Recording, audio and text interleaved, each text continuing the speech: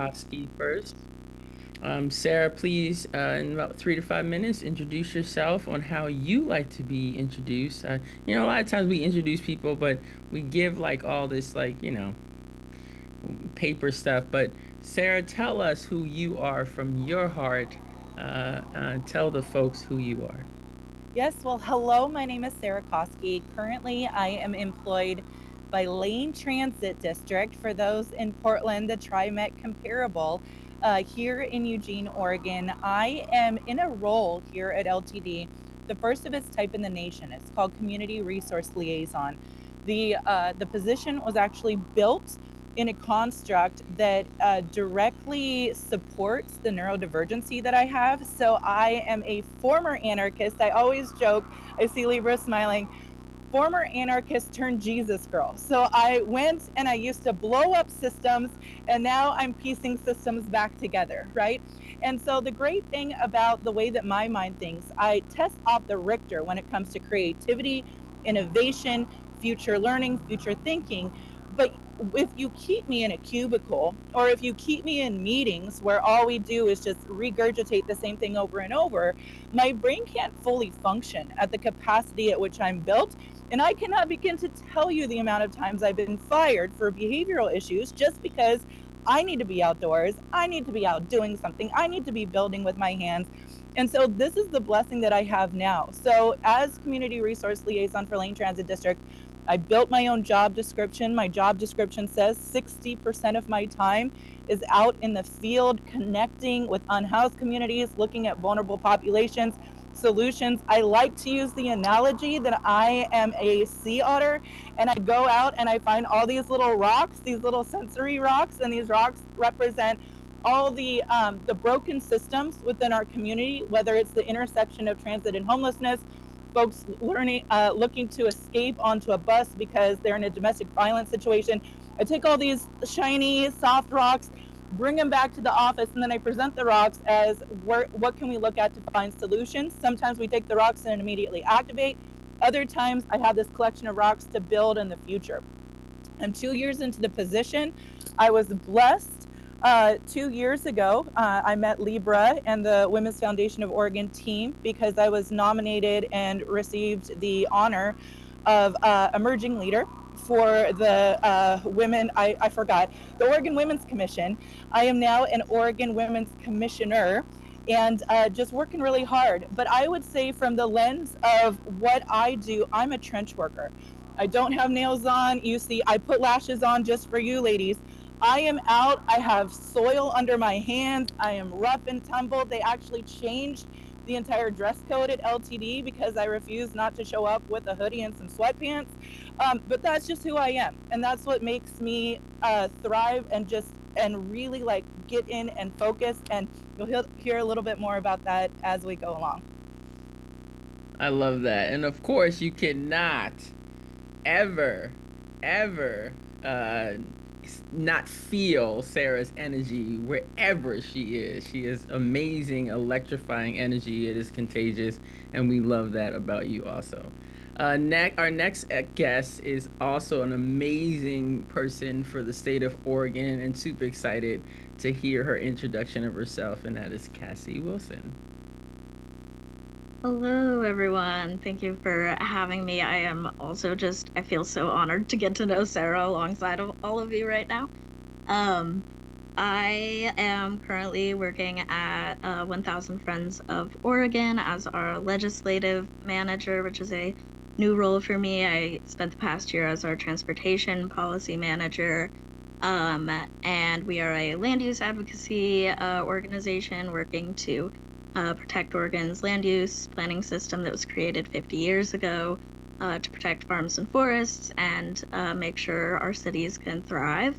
And I got into advocacy and community involvement and all of it.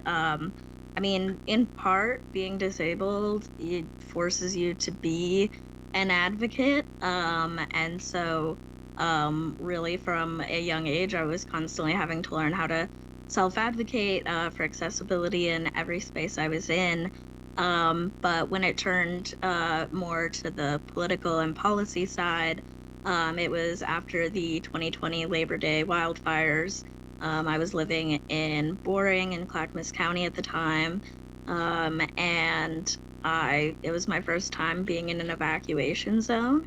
And I had always been concerned about climate change, but it always felt like something far off into the future until I realized that the impacts were already here now. And so had a lot of strong feelings and emotions that came up as a result of that, and started reaching out to the county to ask what they were doing on climate change, which then plugged me into the county's climate action task force.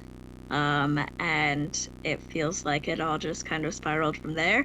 I got involved with the Sunrise Movement, a youth climate movement, locally, and the main issue they were focused on was transportation, because it makes up the largest source of emissions in the state. And so really started to learn the policy and political ropes at all levels of government, and how they work together to maintain and uphold the status quo, and how we can break through that to make the change that we need. So yeah, so transportation has really been my focus over the last few years, but I'm excited to now get to branch out into some of the other areas that Thousand Friends works on, like accessible housing and things like that. So yeah, I think that's all I have to say right now. Awesome. Another amazing electrifying energy. She's a advocate and a force to be reckoned with. So thank you both for being here. We're going to take about 15 minutes. We've got 3 questions that we're going to ask both of our guests, and then we'll take a few minutes to allow everyone here to ask questions of Cassie and Sarah. Okay? So my first question for each of you is, what have you found most effective in building an authentic relationship with representatives, especially when your community's voice hasn't always been heard? And we'll start with you, Cassie.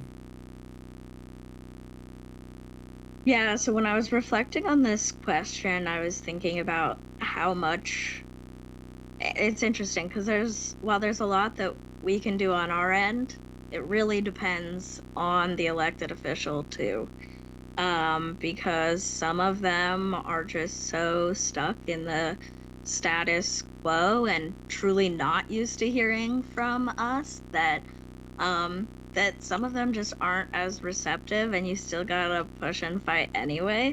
But thankfully, over time, we're getting a more representative government who are willing to engage. And so I say all of that just to say that, our intersectional identities will always shape how we each individually experience building those relationships. But you are all meant to have a voice in your community, no matter how other people make you feel. I feel like I didn't even know or think that I was building relationships with lawmakers when I was. So much of, because my experience was shaped by the 2020 fires and just this visceral feeling of climate anxiety, I was just showing up and telling my story over and over and over in different spaces to advocate for change. And then it's kind of the response you get from that, from different people, where you start to see who's connecting with you, and can build on those relationships. I think I'm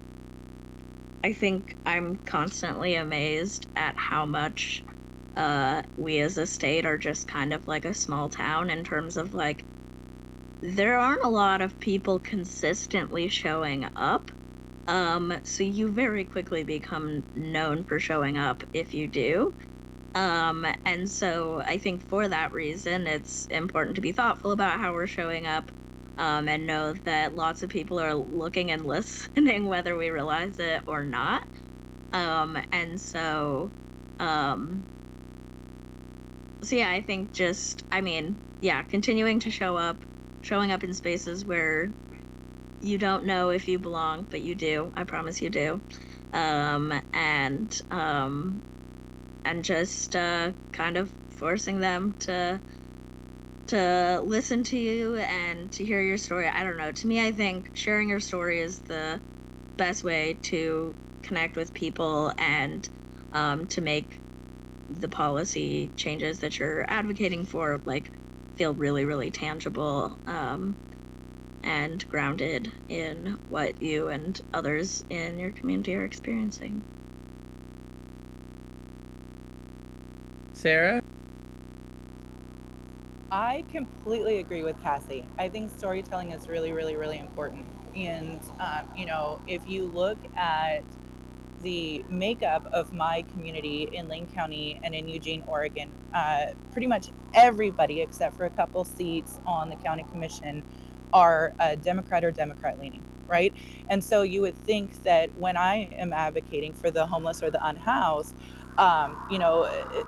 liberal minded thinkers tend to disproportionately support, harm reduction, all of these different things.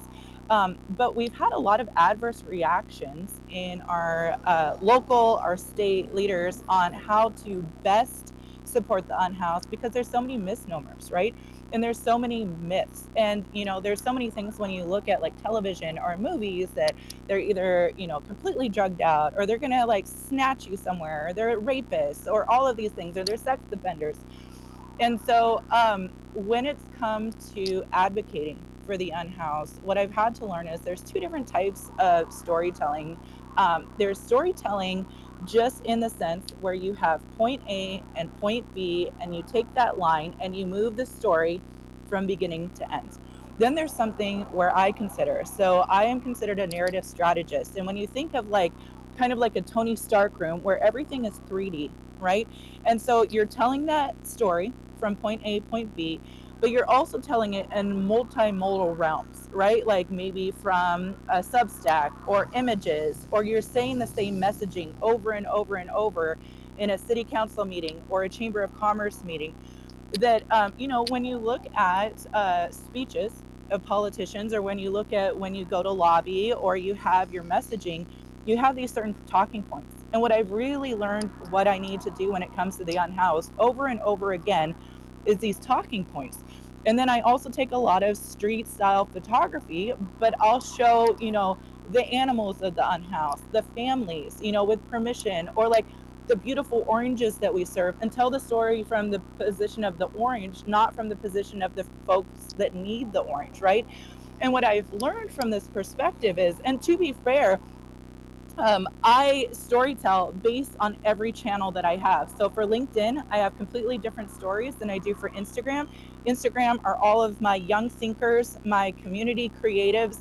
That's for innovation and building and reaching out to photographers. I only got Facebook when I started this role because there's a disproportionate amount of decision makers in Eugene that only make Facebook their priority, right? The old guard. And so I've used Facebook as a way where you don't have that guardian, you don't have that assistant or that legislative assistant blocking your emails or your calls, and you get direct access. And that's what I used to do with LinkedIn too with donors is on Sunday nights, people are bored, they're scrolling through LinkedIn, so I could get my messages easier to folks through LinkedIn. And you cannot begin to believe the amount of people that will repeat back my talking points in meetings because they've seen it, right? There's a lot of, and just like Cassie said, there's a lot of watchers out there. There's not a lot of people that hit like or comment or will even admit, to following you, but you better believe they're watching your stories, right? And that's the way that I found. And again, I've been so passionate about the unhoused. I actually unaffiliated from a political party where I say, this is my core mission. And you can't tell me Democrat or Republican that I need to play on your party lines. I am here for the vulnerable community and the vulnerable community only. And I will work with who wants to work, and I will educate who wants to educate. And so from there, and separating myself from all these constructs, right? And just saying, this is who I am. This is what you're going to get every time that I show up. You're not going to be surprised. I'm always going to be advocating on this platform. I've seen a lot more ideas and legislative proposals getting pushed through. I love that. And just to kind of recap for everyone, a couple really key points, right? Like show up because you belong, right? I love that. Storytelling is important, and I think Sarah did a great job of showing different ways that you can storytell. This is, we live in a big state, but it's a small town feel. Don't forget that people are always watching, and social media is a form of using your voice. And Sarah is absolutely right. Everyone doesn't like what your post, and they don't always share it, but people are watching and people are listening, and so that is a way to get the voice of your community out if you don't feel like your representatives are always listening. So that is another tool. So great tips, guys. Thank you for those. The next question that we have is advocacy can be very emotional, especially when it's rooted in lived experience. How do you translate that passion into clear, actionable messages that resonate with legislators and lead to real policy change? Sarah, you want to start? That is such a good question for this time. I mean, I think that we are all looking in, and when we look from the lens of the unhoused, right, we're getting reduction in funding. Johnson v. Grants Pass just got pushed through. Look at the policies and the mandates coming from our executive office, from President Trump's office. It's basically, you get sober or we're going to lock you up. I mean, that's just the gist of it. And because we have conservative cities in the state of Oregon who are taking Johnson v. Grants Pass at face value, what we're seeing is illegal sweeps, strong bias toward the unhoused, pushing the unhoused from southern towns up north, right? We're seeing, locations like Medford, Grants Pass, Roseburg pushing folks to Eugene.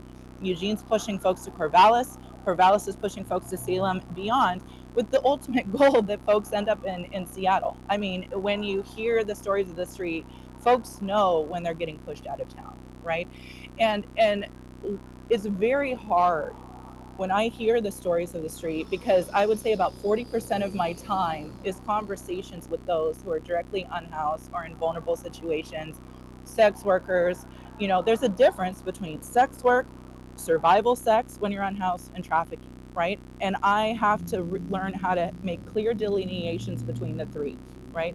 And when you have these stories and you're hearing things about folks dying on the street and then losing everything that they have, and then they're no longer medicated because the sweep took their prescription drugs, but then you have to go into a chamber meeting and you have folks talking about, what boat they're going to take and where they're going to undock and what wines they're going to drink, right? It was very hard for me for a very long time to traverse those two realms, the realm of tragedy and chaos and risk, and then go back into the realm of what we call normalcy, where we know what time it is. We always have access to water to wash our hands. We can always plug in our cell phone or a laptop in a charging station. But a long time ago, I worked on a project, and he was the former deputy director for marketing for Amnesty International. This guy's name was Thomas Coombs. And what he learned at Amnesty was, in the 80s, Amnesty was using imagery of folks behind like bars, and they were crying, and it was all black, and they were fundraising from the sense of fear, like, help us to get this person out of jail. What Thomas did was change the narrative structure and use something he called hope-based messaging. And what hope-based messaging was instead of having these images of people crying behind these bars, he would shoot films of like people celebrating in the streets, having collective meals, celebrating the release of the prisoner and the prisoner coming back to the family. And what he found in statistics and data trends were donors and people were so much more receptive to the message of hope than the message of fear.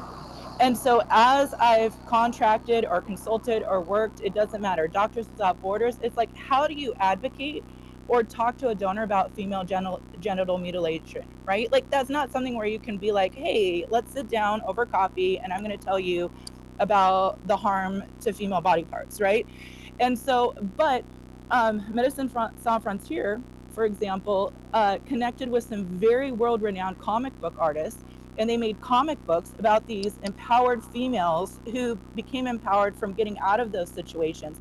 And they told the story from how they made the comic book, not from the tragedy of what was happening, and finally started to get some donor and support, right?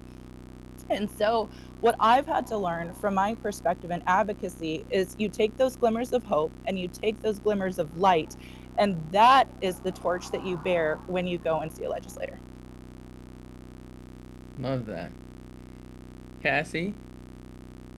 Yeah, I love that emphasis on the vision of hope, because I think that a lot of times when policymakers get into positions of power, they lose their political imagination. They lose the ability to vision, for truly transformative change, because I mean, to be fair, the systems they are having to work within are doing everything they can to prevent that from happening, and so it can feel like a really uphill battle. And so being able to remind them what the overall vision for the future looks like is really important. Yeah, I mean, this work is very emotional, and I think, when it comes to your personal story, when it comes to how you're showing up in these spaces, I think, similar to the last question, I think it's, continue to show up as yourself, your whole self. I think it's up to us how we shape the culture of these spaces moving forward. And I think I think if more politicians were in connection with their emotions while they were legislating, that things would be very, very different. Because very similar to what Sarah was saying, I spent over a year hearing from and working with folks on transportation funding conversations, and especially for public transit.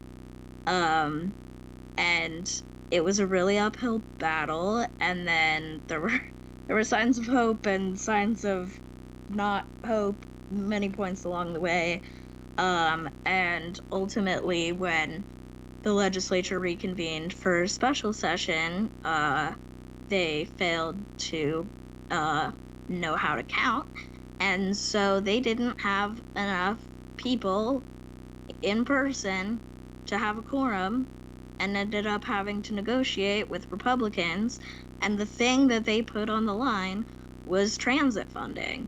And so yes, we're doubling the transit tax, which isn't actually saying a lot because it wasn't that big to begin with. But they now have a sunset on that funding in 2 years, because they couldn't count. And so it's just like devastating to hear the stories of people who are relying on transit to get to healthcare, to get to work, and transit agencies that are like, we can only afford this if the state continues to support it, and then have to listen to legislators be like, well, I'm sorry for those 6 people who need that bus ride from Tillamook to Forest Grove for dialysis, but I just don't want to raise taxes. Yeah, my colleagues and I absolutely were crying in the hallways of the Capitol on Labor Day weekend, because this work is very real. It has very direct impacts on people's lives. I think, honestly, in terms of like policy asks and things, I was very lucky to have a lot of mentors, because it's like, obviously I know my own story and why I'm here and why I'm showing up, but learning the policy ropes and what specific opportunities for action there are can be the bigger learning curve. And so it's like I would write out my testimony as my story, and then they'd be like, cool, here's the ask you can plug in. And then eventually, as I followed along with the issues, and the different levels of government more would eventually be able to track when those opportunities for action would come up and be able to fill in those blanks myself. But I think it's also worth noting that, like, with the transit funding scenario, it's like sometimes it can be really devastating when it's just like you are very viscerally feeling the impacts of this issue. And I mean, legislators, will literally say that they do not care. It's brutal sometimes, and so it's just important to remember to let yourself feel the grief when you need to feel the grief, and to refill your cup so you can keep showing up long term. Spoken like a real expert. Just some recaps of these wonderful nuggets. So, this process of advocating is definitely emotional. There's a lot of strength that we gather from the tragedy and take the glimmers of hope and focus on that. Legislators lose their political imagination, show up as your whole self. This work has direct impact on our people's lives, and we should feel the grief and, of course, make sure you refill your cup. And I thought it was really wise of Cassie to also mention that the political system can be complicated, and so surround yourself with people who are educating you on that. We do have also on our YouTube still a lot of videos of talking about the political system.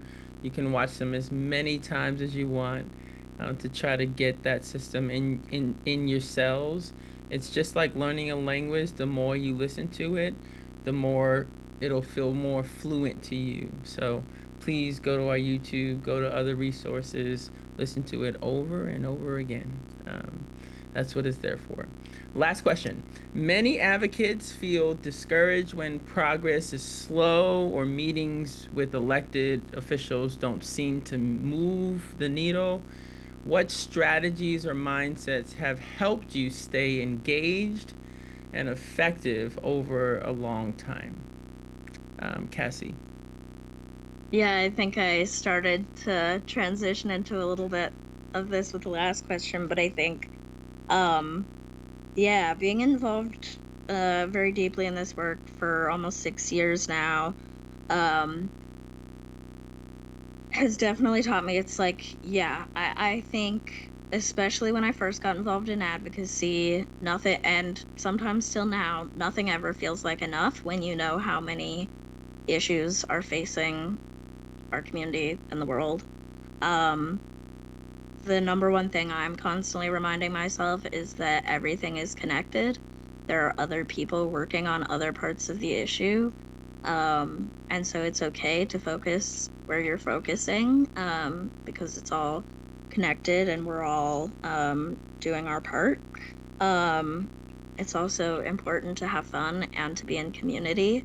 I think one of the things that refills my cup the most is just whether it's, like I'm looking forward to like the No Kings rallies on Saturday, because I'm like, I just need to be in community. I just need to be around other people who are feeling the same thing.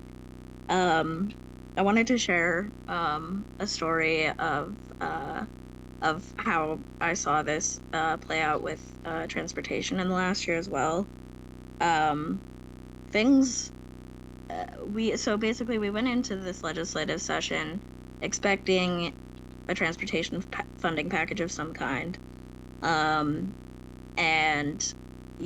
as advocates, we had our vision for what that should look like. But the initial outlines of what the bill was going to be were not good, were far, far, far from what our communities needed.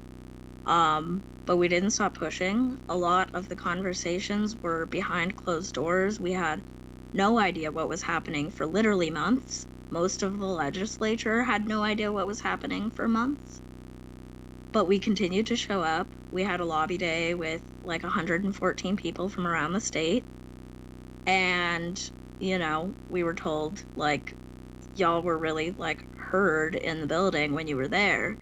And then towards the end of session, there was this moment where the legislators we were working most closely with were like, we had a breakthrough. And like, so for some concrete examples of just like, I mean, this has been, we only do transportation funding packages like every 8 years. So there has been like years and years and years of like momentum to try to shift the conversation. And they started this session being like, yeah, we might give safe routes to school and great streets, and these are like really important safety programs, like $30 million a year. Whereas advocates were asking for $300 million a year. And we were asking for a 5 times increase in transit funding, and they were like, well, we're not even going to double it. By the end of regular session, we had gotten those numbers completely moved. They were finally willing to at least triple transit funding, and they moved safety funding from being just scraps to much closer to our $300 million ask. And it was the most hope I felt throughout that whole process. And even though it ultimately didn't end up passing, it still showed that even when conversations were behind closed doors and stuck in the status quo, that because we kept showing up, because we kept pushing, because people kept sharing their stories and why this was important to them, we did start to move the needle. And I think that like really speaks to, you know, the importance of coalition building and mass movements, because transportation advocacy just was not in that place 8 years ago. Back then it was people quite literally showing up in rooms they were not invited to try to have a say, and this time we were actually invited to the table when it wasn't behind closed doors. But I will also say, you know, policy change shouldn't be this slow. And I'm constantly thinking about we need so much government reform to get the political will in office to make the changes that we need. I am finding a lot of hope in Portland City Council right now, and it is a direct result of charter reform. And I think there's a lot of needs at the state level in terms of, it's just like, I'm someone who like really wants to run for the state legislature. I just cannot justify it when we don't pay legislators a living wage. And that is true for so many people. And so it's just like, if a lot of our best advocates can't afford to run for office and be in the decision-making seats, then we're gonna stay moving really slow and stuck in the status quo when we shouldn't have to be. Excellent point. Love that. Sarah?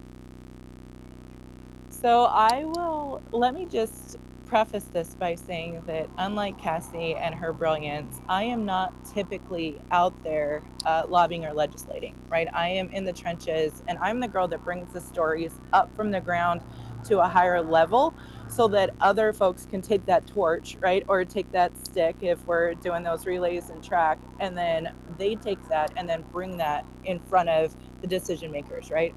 And I'll give you this really good example. It came to my mind when I heard Cassie talk. So at Lane Transit District, we have this downtown station that is the hub of downtown. And when you look at our downtown, we only have one public bathroom for the entire downtown area that is open 24 hours. And it's not well maintained. The other bathrooms were shut down because of COVID and were never open, right? Because it was very easy for the city to say, well, we shut them for COVID, and then they didn't have to look at like risk assessment or all of these different things. So as I was going out, and I'm a very strong proponent of women's health justice, women's health equity, period poverty. And if we look at period poverty, the first academic journal that was published about access to period supplies and the unhoused was only published in 2024, right? And so this is a brand new concept and topic.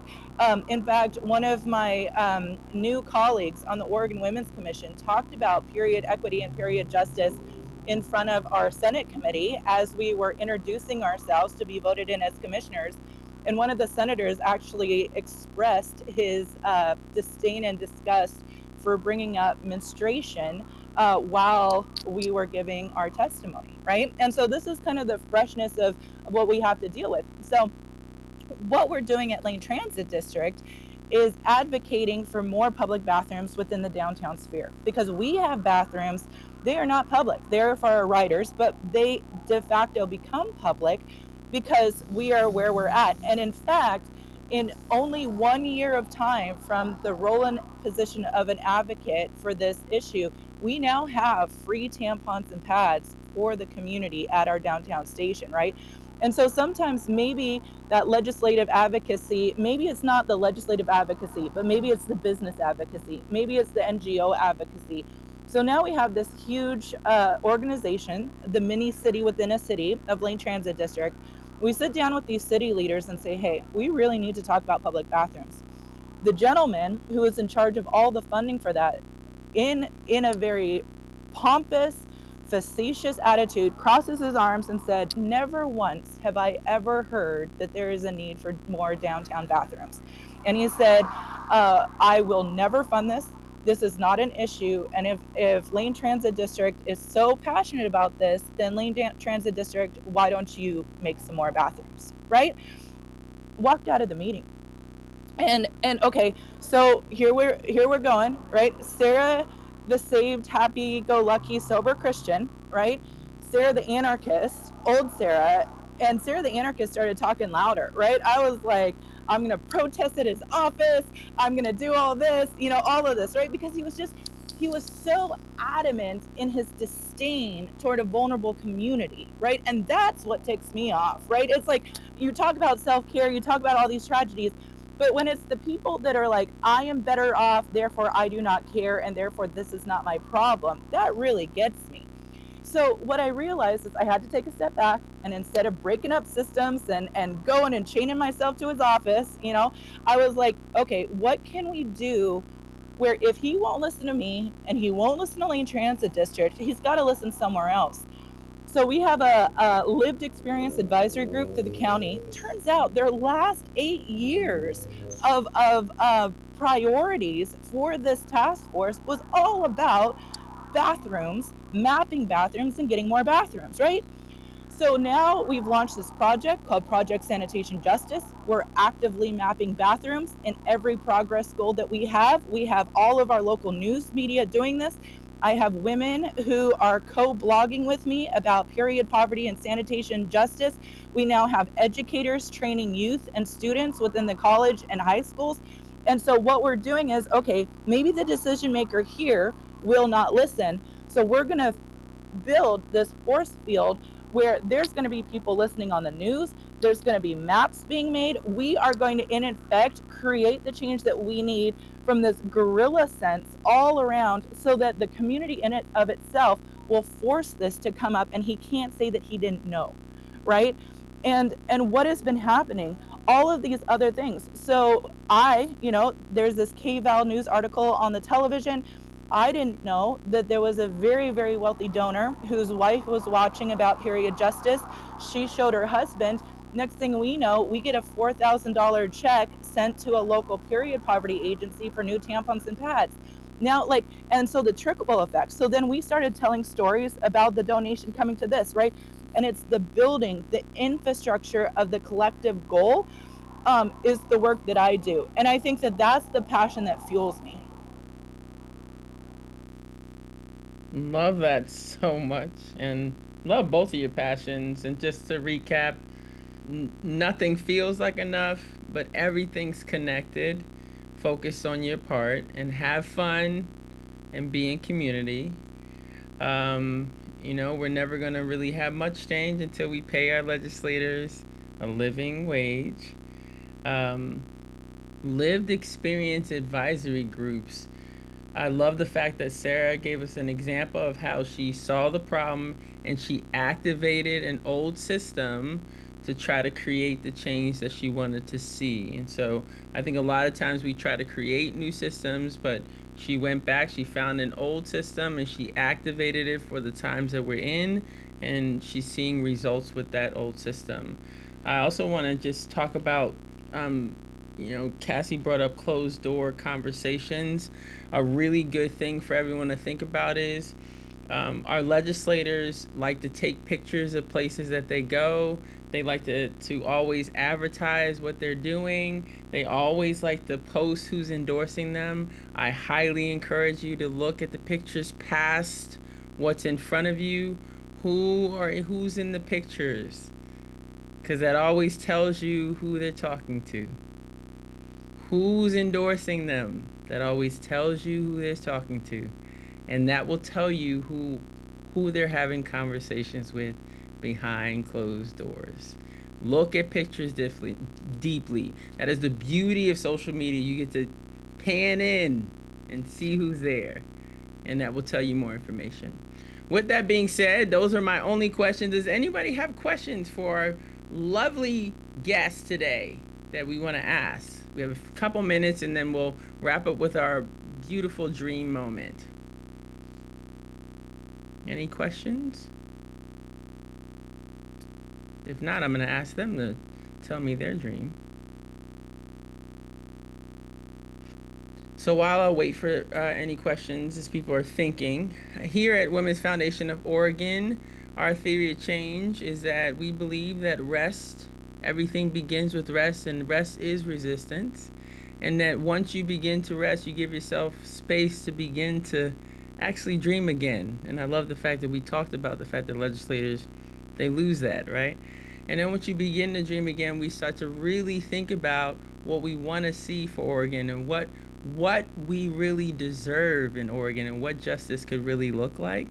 So with that understanding of what we believe here at Women's Foundation of Oregon, I'm going to ask you, Cassie, and you, Sarah, what would you love, what dream do you have for Oregon?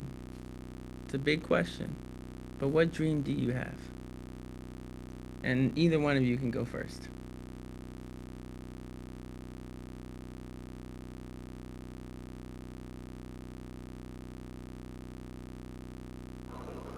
So bright out here, I can't see my mute button and my unmute button. Cassie, if you don't mind, I'll go first. So I have a dream, but I also, since we have some incredible women in this room, I just have to do a hat tip to Libra because I think that we as women, don't judge me. Mr. Rogers has a quote, right? And the quote is, in times of crisis or trouble, the one thing that he told young people to do was look for the helpers, right? Like, because there's the takers, the givers, the servers, the helpers, right?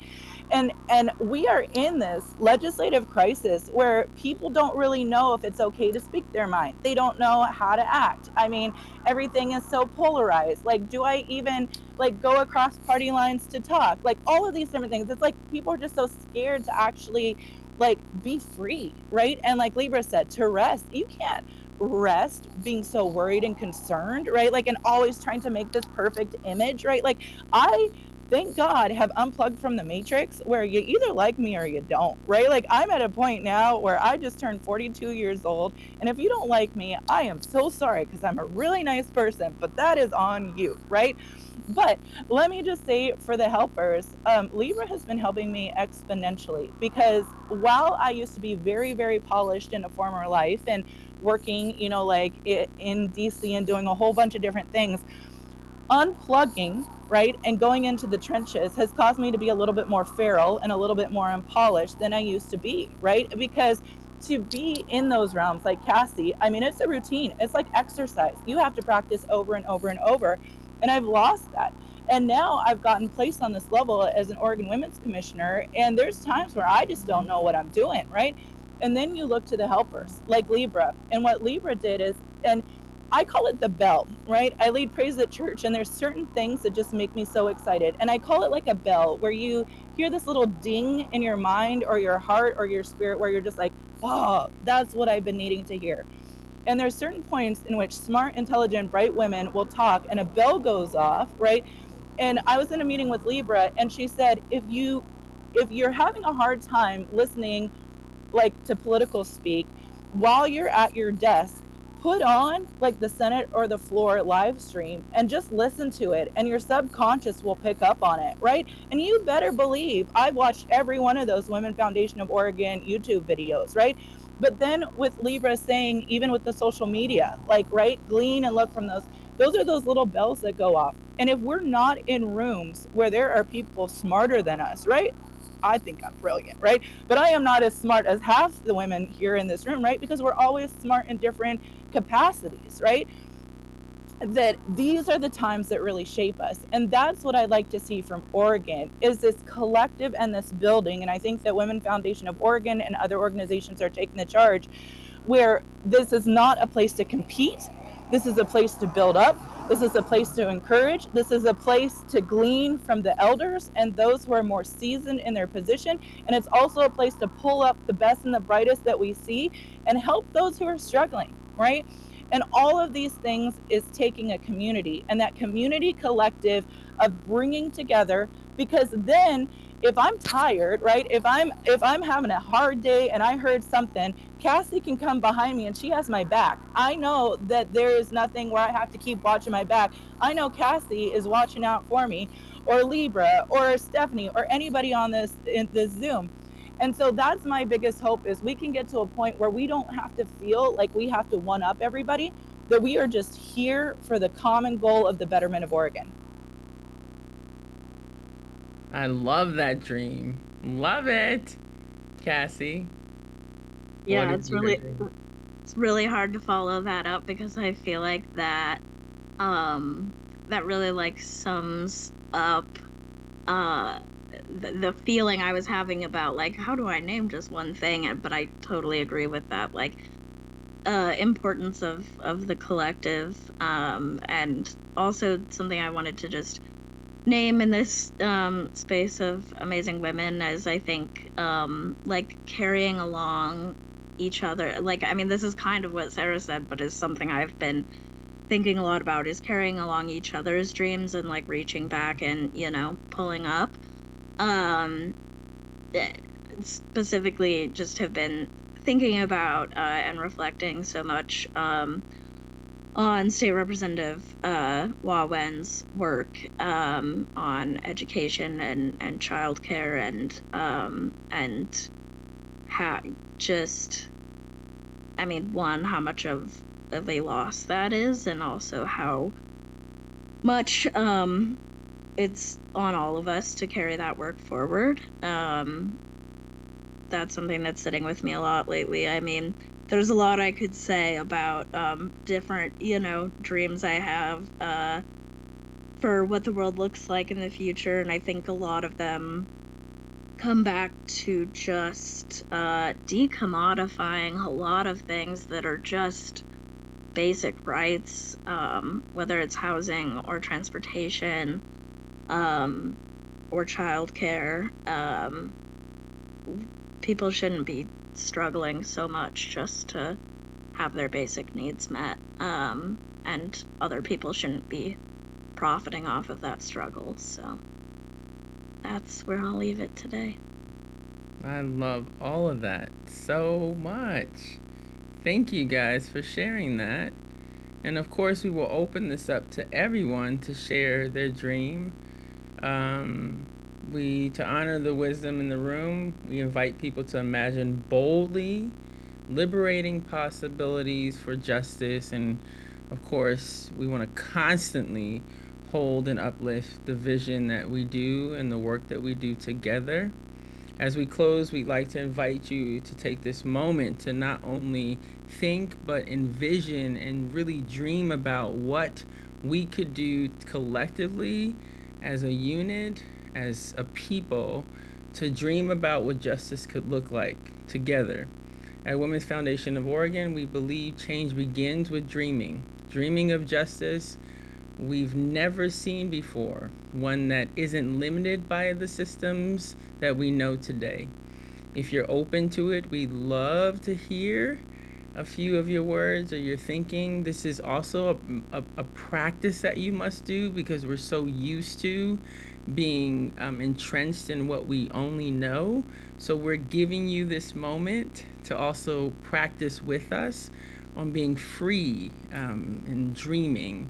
We want you to use the words that maybe you don't always get to use, the imagery that you get to think about. Be free to care about the safety and the power of what we could be together. We ask you to care about other humans in a different way. We give you permission to dream really big about what women and girls could be like if we really had justice in this world. So if you'd like to share verbally, we